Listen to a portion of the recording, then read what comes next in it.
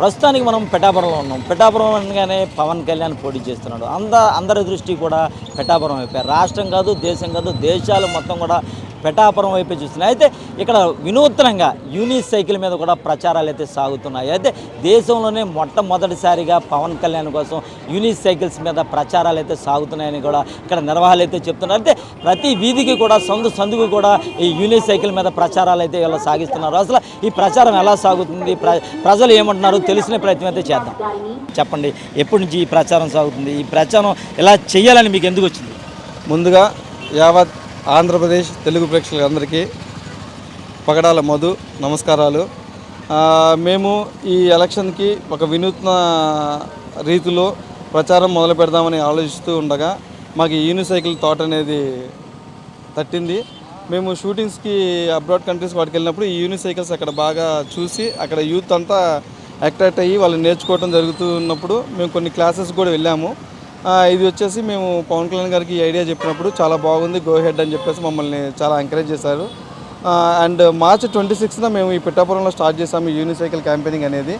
ఇది ఎలా ఉపయోగపడుతుంది అంటే పల్లె పల్లెన గడప గడపకి ఈచ్ అండ్ ఎవ్రీ ప్లేస్, ఇది సింగిల్ వీల్ కాబట్టేసి ఎక్కడ చిన్న సందుల్లో కానివ్వండి ప్రతి ఒక్క ఇల్లు కూడా మేము మిస్ చేయకుండా మేము కవరప్ చేయగలుగుతున్నాము. And throughout the AP not only Janasena and TDP ఉమ్మడి కూటమి విజయం కోసం మా వంతు ఒక కృషిగా మేము చేశాము. అండ్ ఆంధ్ర మొత్తం కవరప్ చేసాం. ఈ ప్రోగ్రామ్ వచ్చేసి మేము పిఠాపురంలో స్టార్ట్ చేసామండి. And ending also in Pithapuram. అయితే వీళ్ళంతా కూడా ఎక్కడ శిక్షణ పొందారు? వీళ్ళకి ఏమన్నా మీరు శాలరీస్ గట్టా ఏమన్నా ఇస్తారా? సార్ ఒకటి, ఇక్కడ ఎవరు శాలరీస్ కోసం వచ్చింది లేదు సార్. ఓన్లీ జనసేన కోసం అండ్ ఉమ్మడి కూటమి కోసం చేస్తున్నాము. ఈసారన్నా ప్రభుత్వం మారాలి, మనుషులు మారాలి అని చెప్పేసి ఒక ఇది కోసం అందరూ స్వతహాగా నేర్చుకున్నదే కాబట్టి అందరికీ ట్రైనింగ్ ఇచ్చున్నాం సార్. ఇది ఒక 1 month ట్రైనింగ్ పీరియడ్ సార్.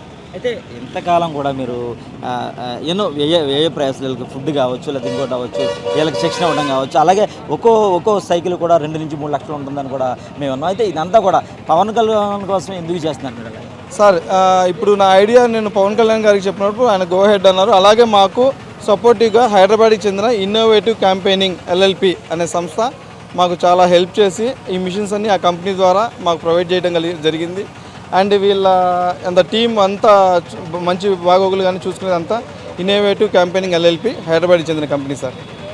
అయితే పవన్ కళ్యాణ్ గెలుస్తాడు లేదా మంత్రి అవుతాడు, తర్వాత మిమ్మల్ని గుర్తు పెట్టుకునే ఛాన్స్ ఉందంటారా? సార్ ఒకటి, ఎప్పుడైనా ఒకటే చెప్తారు, నాకు వాళ్ళ పేర్లు గుర్తులేవు కానీ వాళ్ళు మనకేం చేశారు వీళ్ళు మనకేం చేశారు కదా. మనం ఎవరికైనా ఏమైనా ఉపయోగపడ్డామా? మనం చేసామా? మనం చేసింది వాళ్ళకి ఉపయోగపడితే ఎవరైనా సరే, నాట్ ఓన్లీ పెద్దోళ్ళు కానివ్వండి చిన్నోళ్ళు కానీ వాళ్ళు రికగ్నైజ్ చేస్తారు. ఆల్రెడీ మాకు మంచి క్రేజ్ వచ్చింది. And one more thing, each and everybody is a software engineer and everything అండి. జస్ట్ లీవ్ పెట్టి వచ్చున్నారు. మళ్ళీ we're going back to our works and I'm going for my shootings.